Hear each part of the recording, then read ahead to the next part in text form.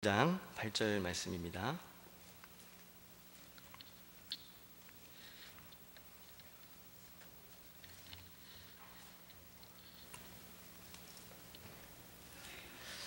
우리 다 찾으셨으면 우리 함께 한 목소리로 봉독해 올리겠습니다. 시작. 우리가 아직 죄인 되었을 때에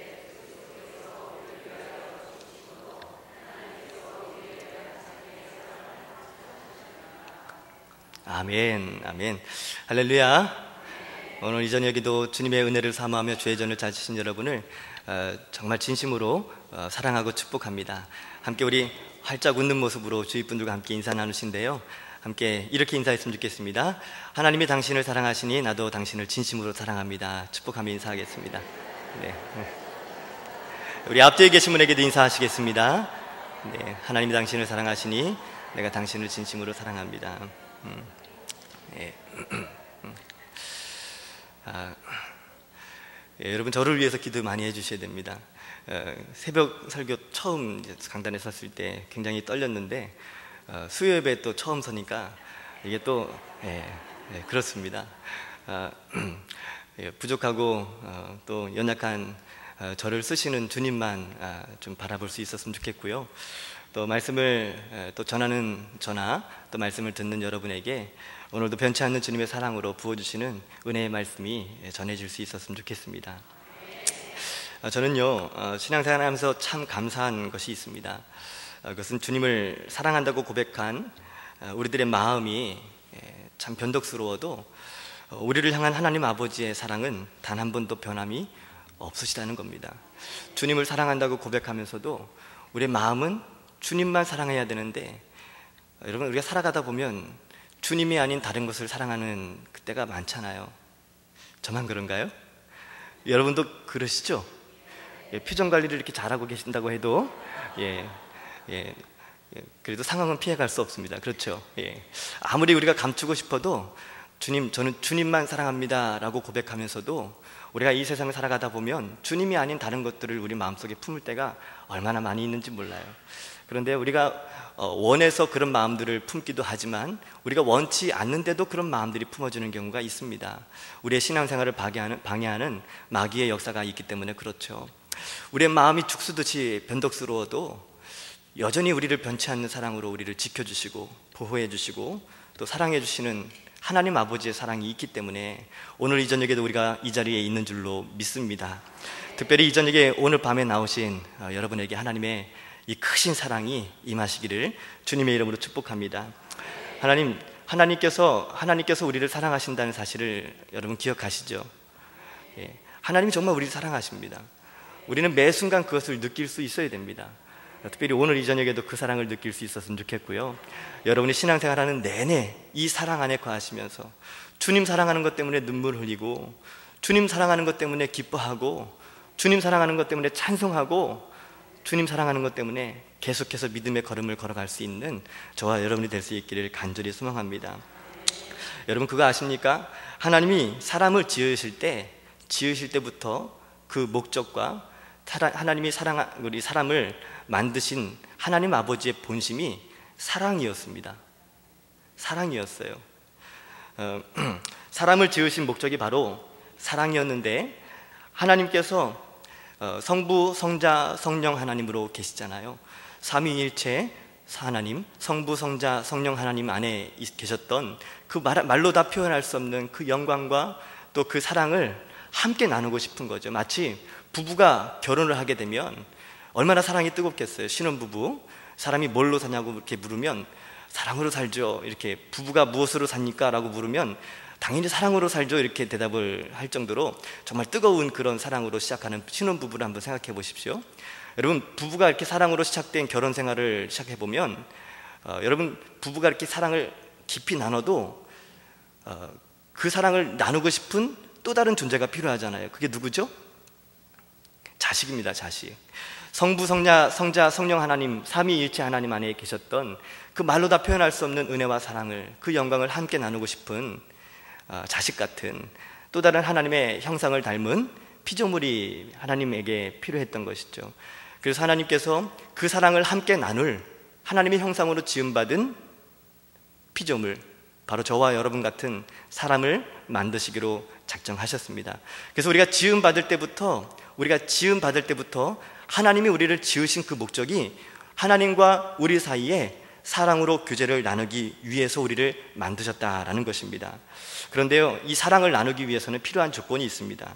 똑같은 형상이어야 된다는 거죠. 첫 번째는 같은 형상이어야 된다는 겁니다. 하나님의 형상, 특별히 하나님은 영적인 존재이시잖아요. 영으로 계신 그 하나님과 함께 교제하기 위해서는, 그 사랑을 나누기 위해서는 똑같은 영적인 존재이어야만 한다는 겁니다. 그래서 하나님이 다른 피조물을 만드실 때 특별히 사람만큼은 다른 존재로 하나님이 지으셨는데, 특별히 하나님이 사람을 지으실 때 영적인 존재로 지으셨다는 겁니다. 사람을 흙으로 빚으신 이후에 코에다 생기를 후 하고 불어 넣으셔서 그때 사람이 성경의 표현대로 보면 생명이 되었다 라고 이렇게 기록이 되어 있잖아요. 생명이 무엇이겠습니까? 살아있는 영적인 존재입니다. 살아있는 영적인 존재, 육을 가졌지만 그 안에 영을 불어 넣어 주셔서 하나님과 관계를 맺을 수 있는, 사랑의 교제를 맺을 수 있는 영적인 존재로 지었다라는 겁니다. 그리고 하나님이 우리를 사랑하시는 그 사랑을 함께 나누기 위해서는 두 번째 필요 조건이 있었는데, 바로 그것이 자발적인 사랑이 필요했던 것입니다. 자발적인 사랑. 만약에 하나님이 우리를 지으실 때 로봇처럼 코드 입력해 놓고 리모컨 누르는 대로 움직이도록 그렇게 만드셨다면 그것이 자발적인 사랑이 될 수 있겠습니까? 될 수 없겠죠. 자발적인 사람, 스스로 선택해서 스스로 마음 중심에서 우러나오는 사랑을 하나님이 원하셨던 것입니다. 그래서요, 이 자발적인 사랑을 원하셔서 하나님이 다른 피조물들에게는 주시지 않은 특별한 특권을 우리에게 주신 것이 한 가지 있습니다. 그것이 바로 자유의지라는 겁니다. 자유의지, 스스로 선택할 수 있는 능력이에요. 이게 얼마나 강력한 능력인지, 하나님의 사랑을 거부할 수도 있는 아주 강한 능력을 가진 게 바로 자유의지입니다. 이 자유의지, 스스로 선택할 수 있는 능력을 주셔서 하나님을 사랑할 수 있는, 자발적으로 살아가면서 누가 시키지 않아도 로봇처럼 삑 누르면 바로 입력한 대로 그냥 사랑하도록, 사랑을 표현하듯이 삑 누르면 하나님 사랑합니다, 삑 하나님 좋아합니다, 이렇게 입력하는 것이 아니라 마음 중심에서 우러나오는 자발적인 사랑을 하나님이 원하셨던 거죠. 그래서 자유의지를 주셨던 것입니다. 그런데 여러분, 자유의지를 주셔서 자발적인 사랑만 이렇게 원하셨다면 그 사랑을 어떻게 확인할 수 있겠습니까? 그래서 이 사랑을 확인하기 위해서 하나님이 에덴 동산 중앙에 선악과를 두셨던 거죠. 하나님과의 약속입니다. 하나님을 사랑하는 그 마음 때문에 선악과를 먹지 않는 거죠. 이 세 가지 조건이 하나님이 우리와 인간과 사람들 사이에, 하나님과 사람 사이에 사랑으로 교제할 수 있는 이 관계를 맺기 위해서 주신 조건이었어요. 그런데 이것을 마귀가 알았을까요? 몰랐을까요? 하나님을 대적하여 공중으로 쫓겨난 이 마귀가 하나님을 대적하다가 하나님을 이길 수 없으니까 하나님의 형상으로 지음받은 그 하나님의 형상, 사람을 유혹해 오기 시작했습니다. 그게 바로 선악과 사건이었죠. 우리 여러분 잘 아시는 아담 형님께서 그 하와 누님과 더불어서 선악과를 잡수시는 바람에 지금도 예수님께서 십자가를 지셔야만 했고, 사순절 내내 우리는 금식을 해야만 했고, 지금도 애를 쓰고 용을 써서 십자가를 억지로 지어야만 하는, 쥐어짜는 은혜가 우리에게 있어야만 갈 수 있는 십자가의 길, 이런 은혜를 받아야만 십자가의 길을 갈 수 있는 이런 수고를 겪게 하는 이 일을 우리 아담 형님께서 하와 누님과 함께 더불어서 이 선악과를 잡수셔서 그렇잖아요. 그래서 성경을 읽을 때마다 이 아담 형님을 보면 참 원망하는 마음이 들어요. 그리고 아담 형님과 더불어서 또 누구죠? 하와 누님. 그 누님께서 그 선악과를 잡수시는 바람에 지금도 우리가 애쓰고 수고해야만 하잖아요. 그런데 반대로 생각해 보면, 내가 만약에 아담이었으면 어땠을까? 내가 만약에 아담이었으면 어땠을까? 그리고 제 아내가 만약에 하와였으면 어땠을까? 선악과를 먹지 않았을까? 여러분이었으면 어떨 것 같습니까? 여러분이 만약에 아담이었고 여러분이 만약에 하와 누님이었다면, 여기 보니까 여자분들이 더 많이 오셨는데, 어떠셨을 것 같아요, 여러분?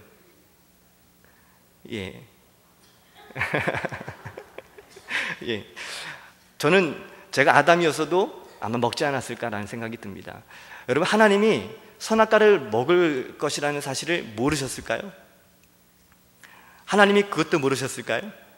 만약에 모르셨다면 전지전능하신 하나님이 아니실 것입니다. 하나님은 모든 것을 다 아시는 분이시잖아요. 이미 하나님은 아담과 하와가 선악과를 먹을 그것을 사실을 다 아셨죠.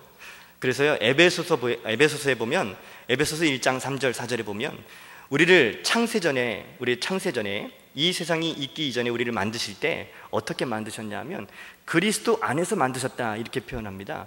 그리스도 안에서 우리를 만드셨고, 이 말은 뭐냐면 사람을 지으실 때에 만약에 내가 너희들에게 준 이 자유의지를 가지고 스스로 선택하여 선악과를 먹어 영이 죽어서 하나님을 떠나게 된다면 나는 너희들을 구원하기 위해서 그리스도를 보내주어서 십자가에 대신 너희들의 죄값을 치러서라도 나는 너희들을 끝까지 구원해낼 사랑의 하나님이야, 이 사실을 보여주신 겁니다. 하나님은 이미 다 아셨어요. 하나님이 이미 다 아시고, 그러면서도 우리에게 자유의지를 주셨고, 선악과를 먹으면서도 우리가 하나님을 떠나는 그때라도 또 역사 가운데 하나님을 배신하고 반역하고 다 떠나는 멸망의 짓을 했던 수많은 인간들, 그 중에는 우리도 다 포함이 되어 있지만 모든 사람들을 끝까지 사랑하시고 변치 않는 사랑으로 끝까지 기다리셨던 그 하나님 아버지의 사랑, 그 아버지의 사랑은 영원히 변치 않는 사랑입니다. 여러분, 오늘 이 저녁에도 여러분 우리의 모습이 어떤 모습으로 이 자리에 찾아오셨든 상관없이 여러분, 하나님이 여러분을 사랑하신다는 사실을 기억하십시오. 우리가 그 사실을 기억할 수만 있다면 여러분, 신앙생활은 힘들지 않습니다. 어렵지 않습니다. 날마다 기쁠 수밖에 없죠. 날마다 행복할 수밖에 없겠죠. 여러분, 그 사랑을 여러분 깨달으시고 그 사랑 안에 거할 수 있었으면 좋겠습니다. 우리는 지음 받을 때부터 하나님을 사랑하고 하나님 사랑 안에 거할 때 진정한 행복을 누릴 수 있는 그런 존재로 지음을 받았습니다. 역사상 아담 이후에 태어난 모든 사람들이요, 죄인으로 태어나서 하나님을 외면한 채, 하나님은 우리를 사랑한다고 말씀하시지만 하나님의 그 사랑을 외면한 채, 하나님의 사랑을 알지 못한 채 하나님을 사랑하지 않고 세상을 사랑하면서 하나님이 아닌 다른 것으로 자기의 만족과 기쁨과 행복을 찾아보려고 방황하며 사는 것이 인류의 모든 사람들의 역사가 아니겠습니까? 그런데요, 하나님은 여전히 하나님을 떠난 모든 사람들을 끝까지 사랑하셨고, 시대마다 하나님의 사람, 특별히 선지자들을 세워주셔서 하나님의 그 변치 않는 사랑을 선포해 주셨습니다. 그리고 그 사랑을 좀 알아달라고 내가 너희들을 사랑한다고 그토록 선지자들을 통해서 말씀하시는데도 불구하고 사람들이 알아듣지 못하니까 끝내 하나님의 아들을 십자가에 못 박으시면서 그 사랑을 확증시켜 주셨습니다. 그 말씀이 바로 오늘 우리가 읽었던 로마서 5장 8절의 말씀이죠. 함께 다시 한번 읽어볼까요? 로마서 5장 8절입니다. 시작. 우리가 아직 죄인 되었을 때에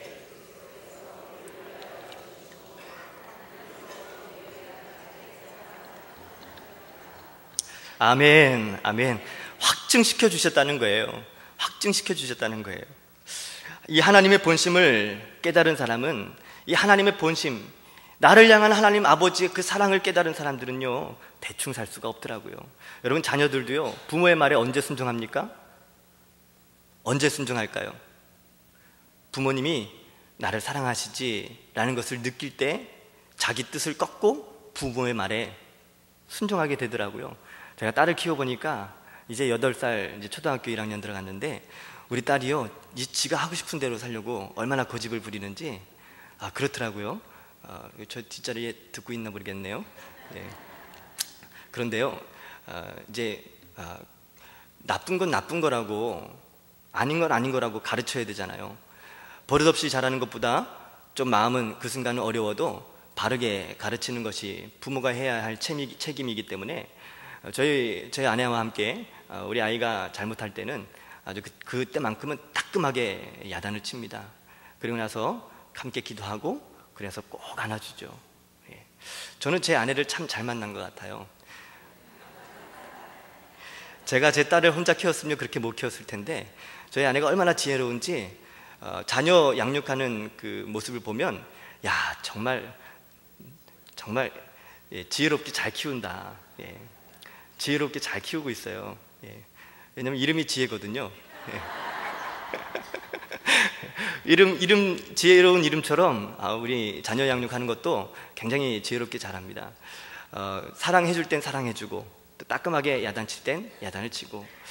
이 녀석이 조금 이제 생각이 좀 크니까 자기 마음에 하기 싫은 건 안 하는 거예요. 그리고 하고 싶은 건 그 고집을 끝까지 꺾지 않더라고요. 그런데 언제 꺾는가 하고 제가 옆에서 지켜보니까 엄마의 사랑이 느껴질 때, 자기가 하고 싶은 일이 있어도 이 행동이 엄마가 마음 아파하는 일이다라고 자기가 스스로 생각하면서 내가 이렇게 하면 엄마가 슬프시겠지? 엄마가 마음 아프시겠지? 이걸 느끼는 순간 엄마 잘못했어요 하고 돌이키더라고요. 하고 돌이키는 거예요. 여러분, 하나님의 자녀로서 살아가는 것도 마찬가지인 것 같습니다. 하나님을 마음 아프게 하는 일들이 얼마나 많이 있습니까? 저도 그렇고 여러분도 그렇고 하나님 앞에 부끄러운 모습들이 참 많이 있는데, 주님 뜻대로 살고자 수도 없이 많이 결단하고 또 결단하지만 때로는 그렇게 살지 못할 때가 참 많이 있잖아요. 그런데요, 내 마음이 형편이 그렇게 할 수 없는 상황이라 할지라도 내 마음은 이렇게 하고 싶어도 이것이 하나님의 뜻이 아니라는 것을 알면서도 이걸 내려놓지 못할 때가 있잖아요. 그런데 이것을 내려놓을 수 있는 유일한 방법은 이것을 함으로 말미암아 우리 하나님 아버지의 마음이 아프시다 이렇게 느껴진다면, 또 나를 사랑하시는 그 하나님 아버지께 실망을 시켜드린다는 사실을 느끼게 된다면, 그제서야 내 고집을 꺾고 내 고집을 내려놓고 주님이 원하시는 그런 모습으로, 주님이 뜻하시는 것을 선택하며 나아가는 저희들의 모습이 꼭 우리 딸아이를 키우면서 제 모습을 보는 것 같았습니다. 여러분, 하나님의 이 사랑의 본심을 깨달은 사람들은요, 신앙생활도 대충 할 수 없습니다. 신앙생활도 대충 할 수 없는 거예요. 여러분, 오늘 이 저녁에 왜 나오셨습니까? 예배 시간 되셨으니까 나오셨습니까? 예, 그러신 분은 없으시겠죠. 다 누구나 할 것 없이 주님을 사랑하기 때문에 나오신 줄로 믿습니다. 제가 지난주에 라오스를 다녀왔잖아요. 라오스에서도 이제 그 숙소에서는 카톡 와이파이가 돼서 가지고 간 그 핸드폰으로 그 와이파이로 이제 제 아내와 함께 카톡을 이렇게 주고받잖아요. 그래서 제 아내가 저에게 새벽마다 혼자 여보가 없이 쓸쓸하게 새벽기도 가는 그 발걸음이 너무 쓸쓸해 이렇게 보내왔길래, 제가 나 없는 동안에 좀 쉬지 그래 답장을 보냈어요. 그랬더니 제 아내에게 또 답장이 왔는데 이렇게 왔더라고요. 주님을 사랑하는데 어떻게 그래? 새벽 예배를 드리는 게 남편과 함께 가기 때문이 아니라 주님을 사랑하기 때문이라고 이렇게 고백하는 거예요. 제가 그래서 라오스에서 다시 한번 느꼈는데, 제가 아내를 참 잘 만났다 참 잘 만났다라고 생각을 했습니다. 이게 얼마나 감사한지. 여러분, 주님을 사랑하기 때문에 오늘 이 자리에 우리가 주님을 예배하는 것 아니겠습니까? 힘들어도, 마음이 지쳐 있어도 우리가 예배 시간을 놓치지 않고 주님의 전에 나와서 하나님을 찬양하고 또 기도하고 말씀을 듣고 주님 앞에 나아가는 이유는 다른 것 없습니다. 주님을 사랑하기 때문에 그렇죠. 여러분, 그런데 우리 마음이 그렇게 허락이 되지 않을 때가 참 많이 있어요. 마음은 원이로되 육신이 약하여 또 그렇게 되지 않는 경우가 있잖아요. 근데 가만히 살펴보면 이 마음은 원이로되 육신이 약하도다, 이 말 자체가 얼마나 우리 마음속에 이게 자기 변명, 자기 합리화인 경우가 얼마나 많이 있는지 몰라요. 마음은 원이로되 육신이 약하도다, 이거 다 거짓말입니다.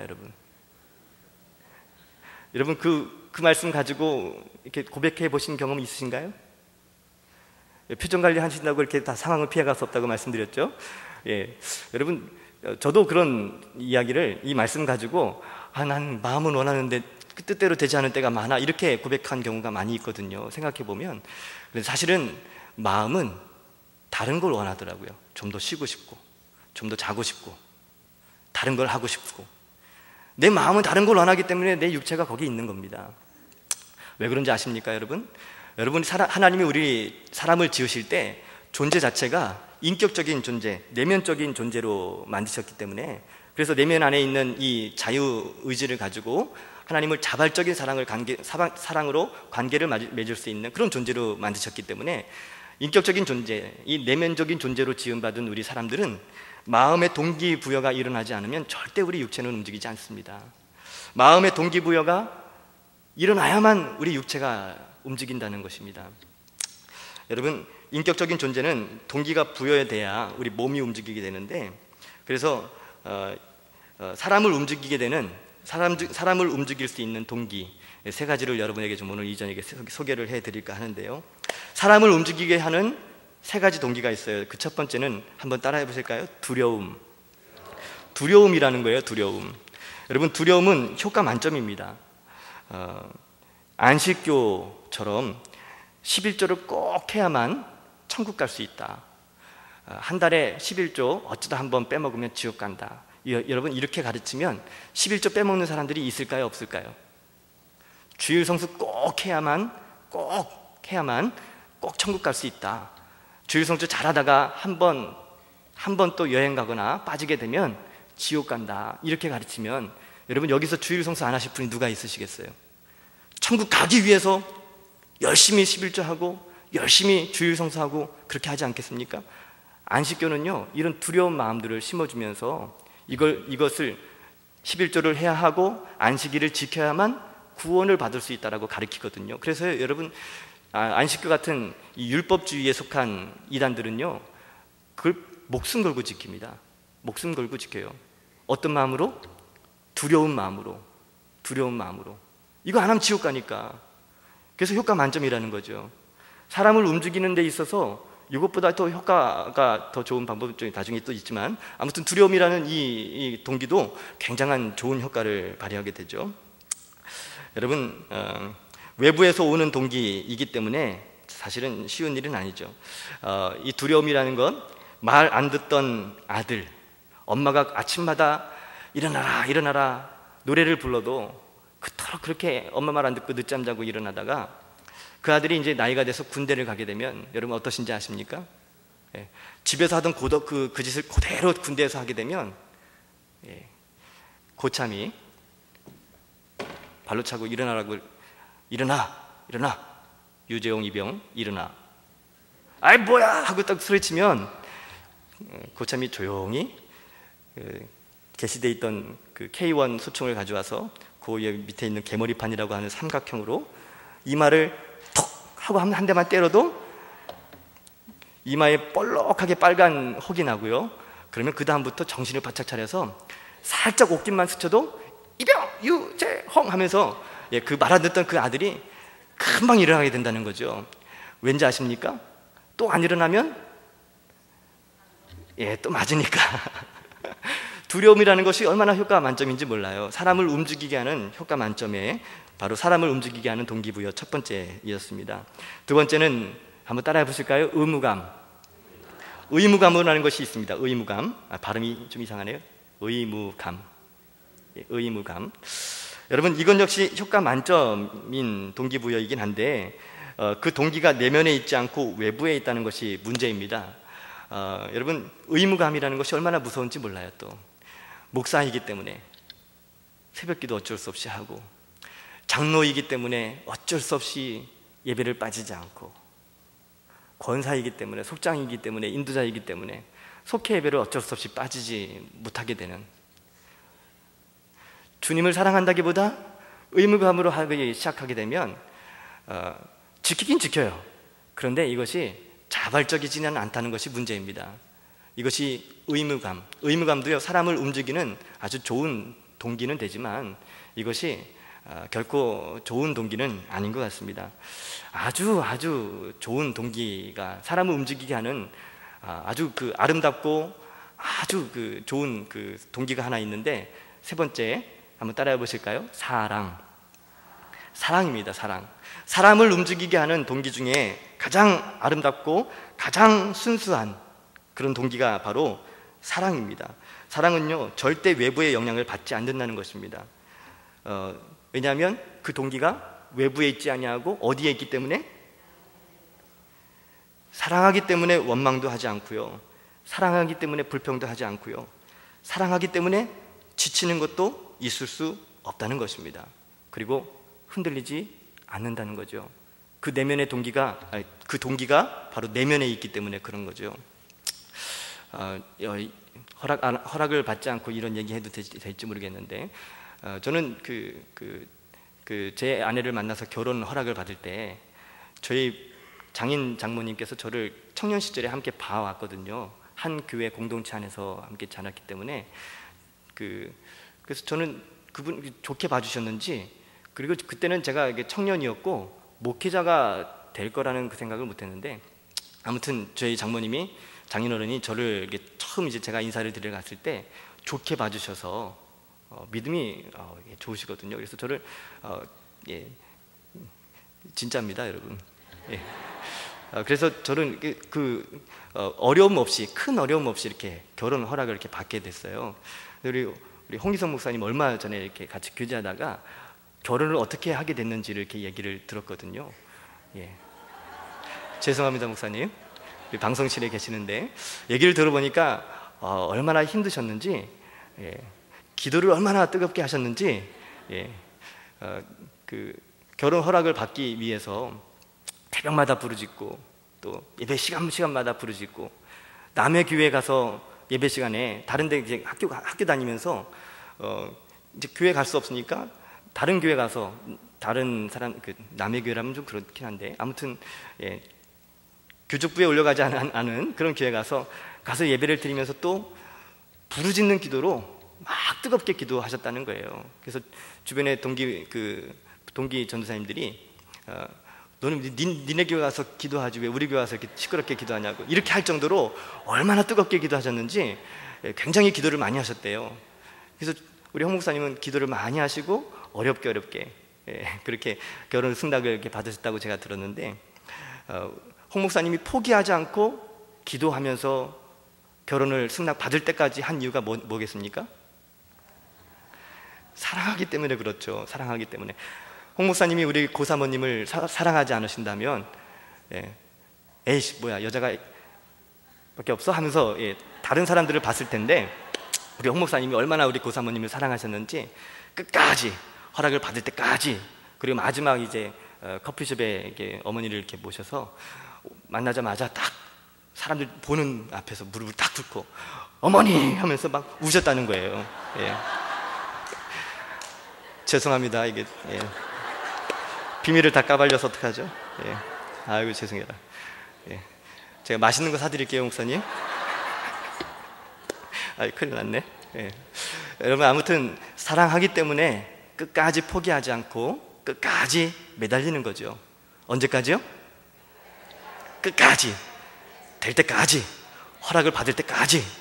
왜요? 사랑하니까. 여러분, 하나님이 우리를 그렇게 사랑하셨다는 거예요. 끝까지 사랑하셨습니다. 우리가 돌아올 때까지, 돌이킬 때까지, 죄를 버리고 주님께 돌이킬 때까지, 주님의 사랑을 깨달을 때까지 주님이 우리를 그토록 사랑하시고 기다리시고 인내하시고 우리를 사랑으로 품어주셨다는 겁니다. 여러분, 사랑이라는 것은 특징이 있어요. 특징이 있는데 그것은 뭐냐면, 하면 할수록 지치지 않는다는 겁니다. 하면 할수록 피곤치 않다는 겁니다. 하면 할수록 부유해지고 더 강해지고 완전해지는 그것이 바로 사랑이라는 겁니다. 하나님이 원래 만드신 그 사랑의 속성은 그런 거예요. 그런데 왜 사람들은 사랑한다고 말하면서도 자꾸 변하는지 아십니까? 죄인으로 태어났기 때문에 그렇죠. 우리 안에 죄성이 있기 때문에 그럽니다. 아내를 그렇게 사랑한다고 고백하고 남편을 그렇게 사랑한다고 고백했음에도 불구하고, 들은 얘기지만 한 20년쯤 지나면 남편이 이렇게 코 골면서 자는 모습을 보면서 자기도 모르게 그런 생각이 든다는 거예요. 야, 참 오래 산다, 이런 생각이. 제가 한 얘기가 아니고요, 전 들은 얘기입니다. 절대 우리 어머니가 하셨다는 얘기는 이렇게 하시면 안 됩니다. 그렇게 생각하시면 안 됩니다. 저희 어머니가 하신 얘기는 아니고요. 한 20년쯤 지나면 그런 생각이 자연스럽게 들어오는데, 왜 그런 생각이 들어올까요?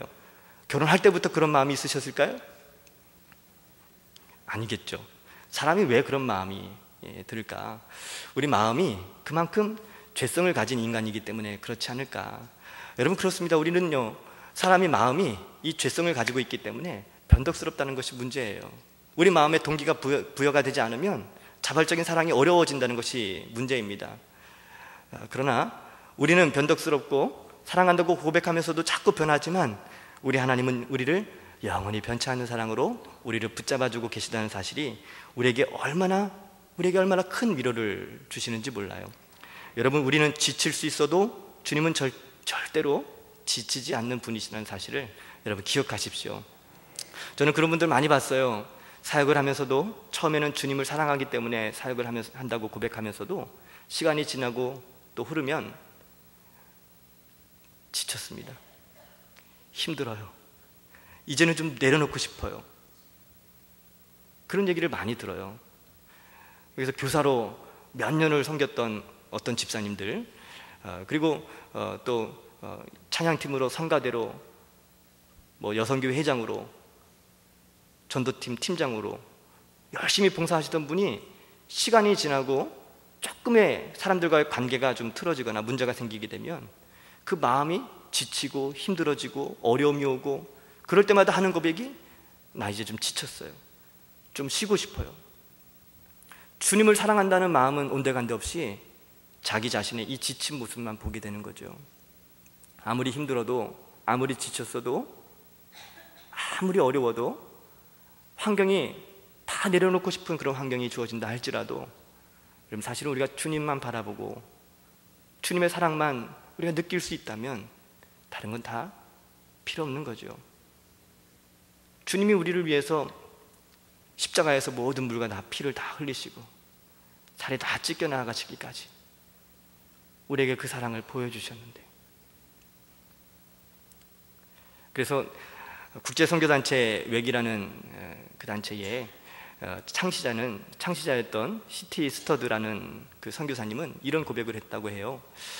만약에 예수 그리스도께서 우리를 위하여 십자가에서 피 흘리시고 살이 찢겨나가시고 우리를 대신해서 죽으신 것이, 그리고 부활하신 것이 사실이라면 우리가 주님을 위해서 드리고 헌신하는 것이 조금 더 크다고 할 수 없다. 여러분, 아멘이십니까? 여러분, 십자가의 그 사랑을 받아 누린, 십자가를 통해서 새 생명을 얻은 우리들이 어떻게 주님의 사랑과 비교할 수 있겠습니까? 10년, 20년 헌신한다고 주님이 우리에게 베풀어 주신 그 사랑과 비교할 수 있겠습니까? 평생을 다 바쳐서 하나님을 위해서 모든 것 다 드린다고 해도 여러분, 우리는 하나님께 받은 사랑을 다 갚을 수는 없는 거죠. 그저 몸밖에 드릴 것 없어 내 몸을 주님께 드립니다. 이렇게 고백할 수밖에 없는 것이 바로 우리들입니다. 여러분, 사역을 하시면서 지치고 힘드시거든 십자가를 바라보십시오. 주님이 우리에게 베푸신 그 사랑을 기억하십시오. 내가 너를 사랑한다, 내가 너를 사랑한다. 그토록 우리를 향해서 부르짖고 고백하시는 그 주님의 사랑을 기억하십시오.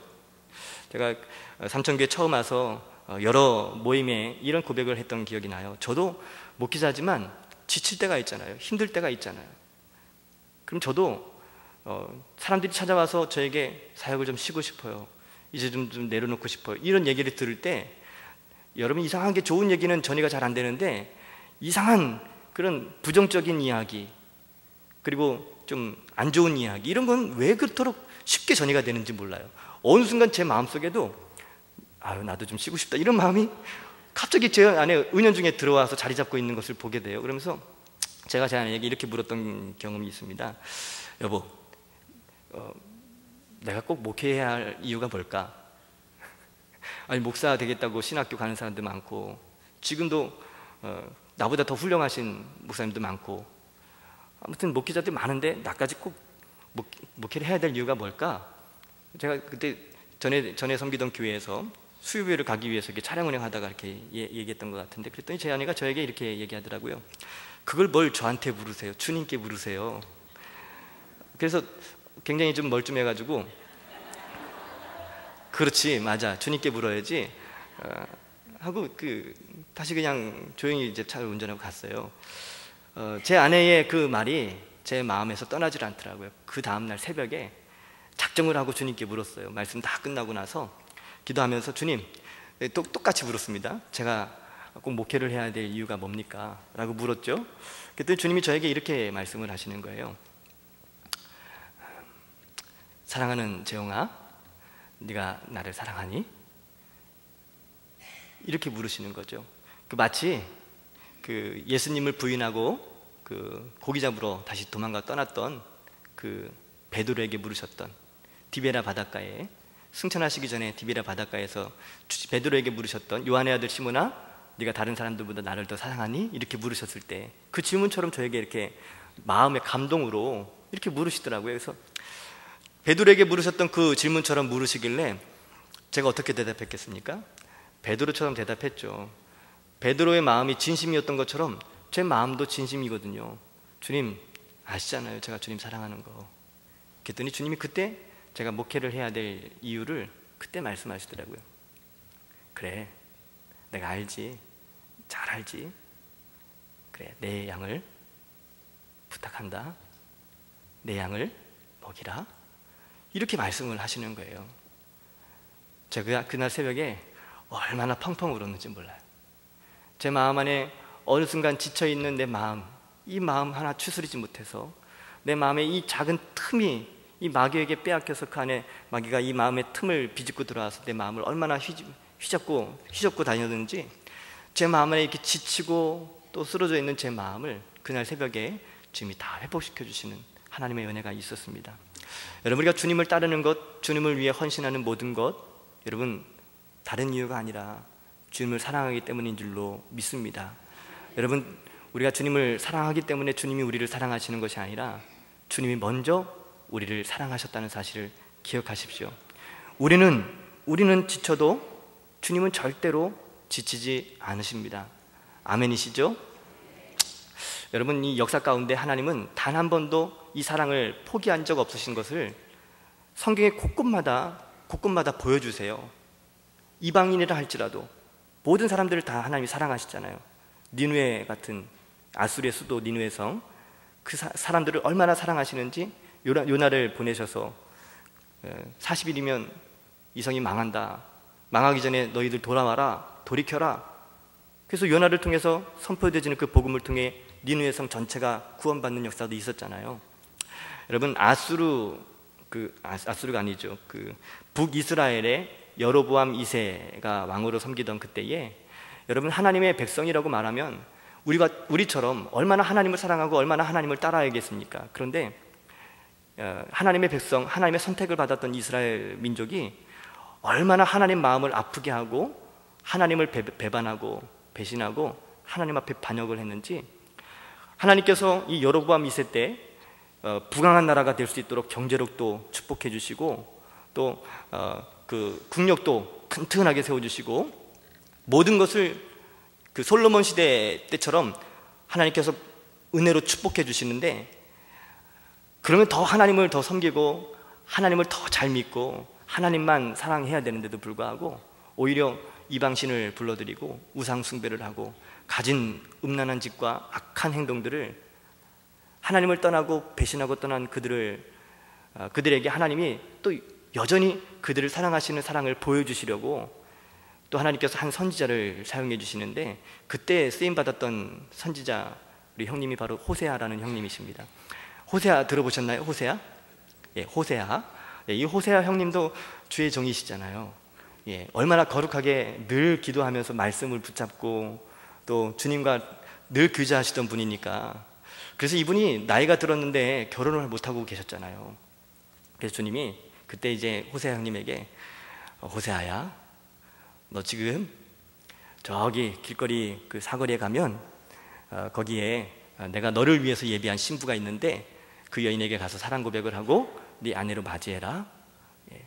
여러분이 이해하기 쉽게 제가 지금 그 대독을 하는 겁니다. 호세아에 있는 성경 그대로 이제 얘기하자면, 그랬더니 호세아 우리 형님께서 주의 종이지만, 거룩한 주의 종이지만 결혼하라니까 굉장히 쑥스러운 거예요.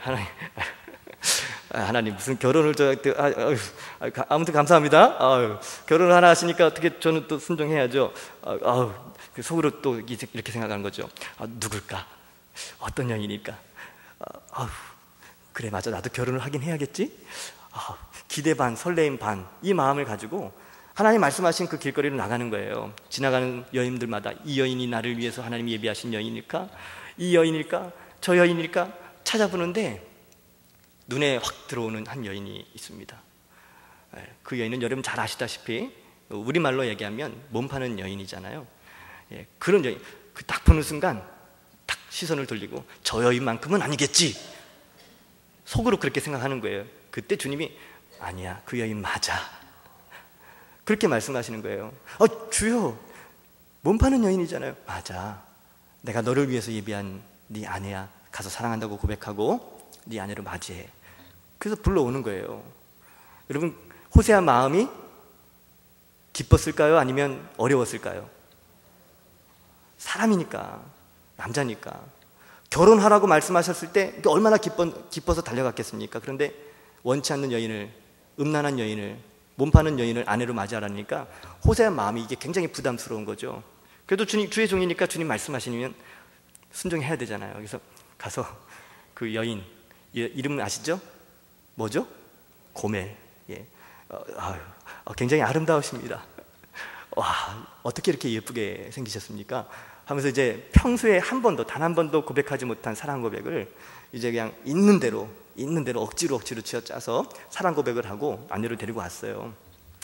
여러분, 단 한 번도 세상에서 태어나서 자기를 향해서 사랑한다고 고백한 남자가 없었는데, 좀 어설프긴 하지만 나를 사랑한다고 고백한 그 남자 얼마나 고마웠겠어요, 고멜 입장에서도. 그러니까 그래요?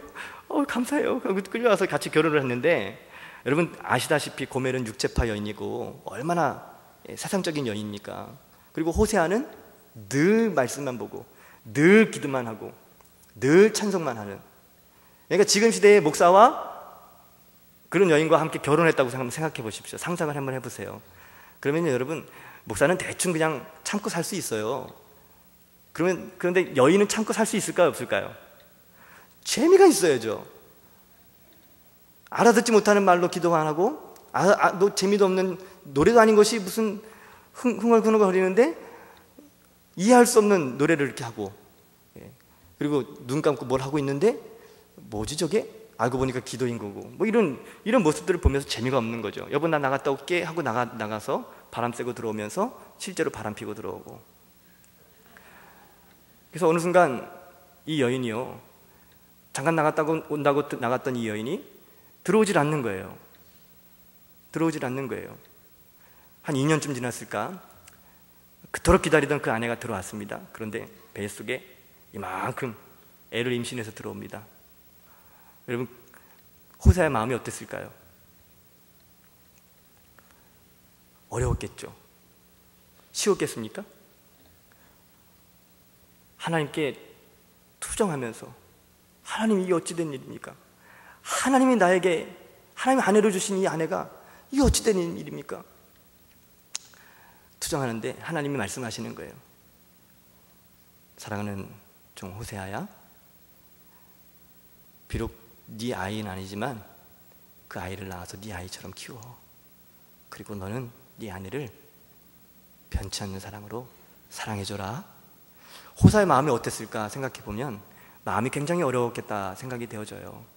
그런데 이제 이 아내가 아이를 낳고 몸을 풀고 나서 이제는 좀 괜찮겠지라고 생각했는데, 또 시간이 지나서 나가서는 또 들어오질 않는 거예요. 다음에 또 어떻게 됐을까요? 또 남의 남자애를 또 배가지고 또 들어온 거예요. 한 번은 참아도 두 번째 참을 수 있어요, 없어요? 못 참죠. 처음 하나님께 원망하면서 기도했던 그때보다 더 큰 목소리로 막 부르짖으면서, 하나님, 이게 어찌된 일입니까? 저 음란한 여인과 결혼한 것도 모자라서 지난번에 한 번 남의 자식 배고 들어와서 그것도 받아주라고 받아줬는데, 하나님, 저 어찌된 일입니까? 하나님, 저 이제 같이 안 살래요. 저 이혼할래요. 이렇게 말하는 호세아의 마음속에 주님이 다시 말씀을 하시는 거죠. 아니야, 호세아야, 그래도 네 아내란다. 네 아내를 끝까지 사랑으로 품어줘. 네 자식이 아니더라도 낳아서 네 자식처럼 잘 키워. 호세아가 마음이 어려웠어요. 기도를 하고 또 하고 해도 아내에 대한 미움과 원망의 마음이 풀어지질 않는 거예요. 그래도 이제는 괜찮겠지, 이제는 안 나가겠지, 2번이나 내가 용서해 줬는데. 그런데 호세아가 그렇게 기대함에도 불구하고 애를 낳고 몸을 다 풀고 나서 시간이 지나니까 이 아내가 나갔을까요, 안 나갔을까요? 또 나간 거예요. 또 나간 거예요. 이제는 나가서 아예 들어오질 않는 거예요.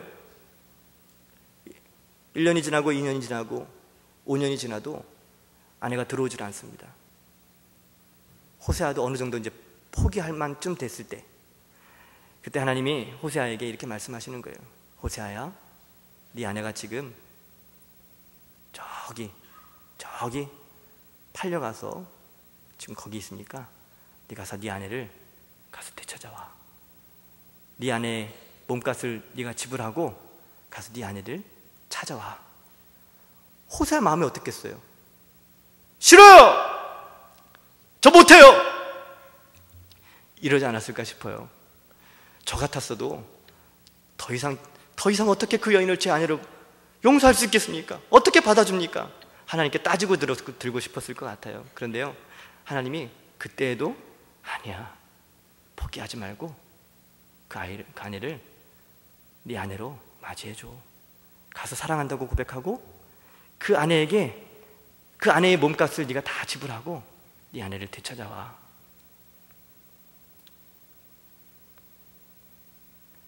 호세아가 더 이상 못 참겠는 거예요.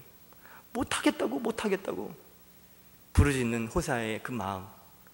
그때에 하나님께서 왜 하나님이 몸 파는 그 창녀 같은 여인을 호세아에게 아내로 주었는지 그때 말씀하시는 거예요.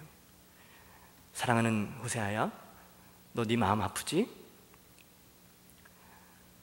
사랑한다고 그토록 고백했는데도 불구하고 또다시 집을 나가고 바람을 피고 또다시 네 마음에 상처를 주었던 고멜을 생각만 해도 네 마음 아프지? 호세아야, 잘 기억해.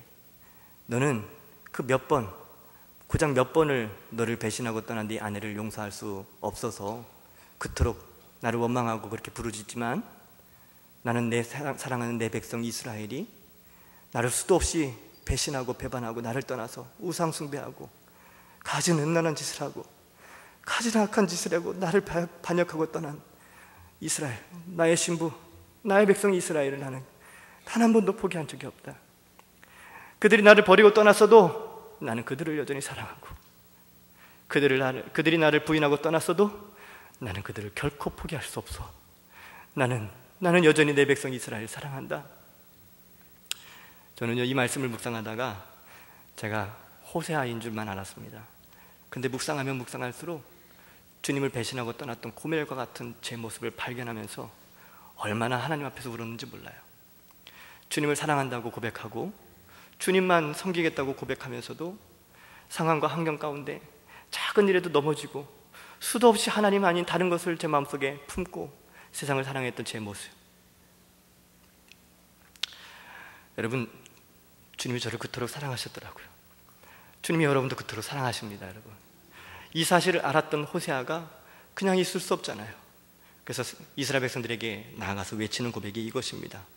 오라 우리가 여호와를 알자. 힘써 여호와를 알자. 우리가 여호와께로 돌아가자. 당당하게 외치는 거죠.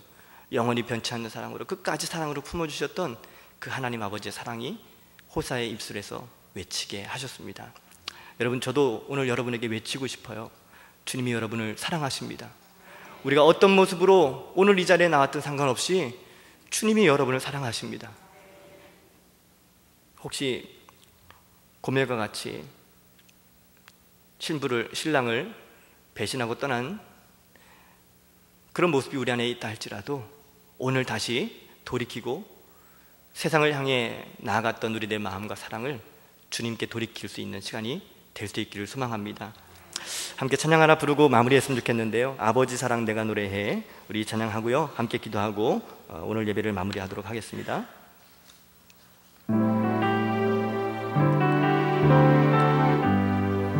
아버지 사랑 내가 노래해, 아버지 사랑 내가 노래해, 아버지 은혜 내가 노래해. 그 사랑 변함없으신, 거짓 없으신, 성실하신 그 사랑, 상한 갈 때 꺾지 않으시는, 꺼져가는 등불 끄지 않는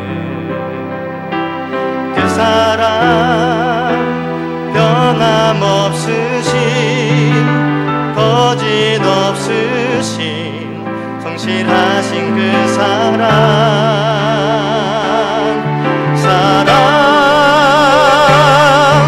그 사랑 날 위해 죽으신 날 위해 다시 사신 예수 그리스도 다시 오실 그 사랑 죽음도 생명도 천사도 하늘의 어떤 권세도 끊을 수 없는 영원한 그 사랑 예수 다시 한번 고백하겠습니다. 아버지 사랑 내가 노래해 아버지 은혜 내가 노래해 아버지 은혜 내가 노래해 그 사랑 변함없으신 거짓 없으신 성실하신 그 사랑 상한 갈 때 꺾지 않으시는 상한 갈 때 꺾지 않으시는 꺼져가는 등불 끄지 않는 그 사랑 변함없으신 거짓 없으신 성실하신 그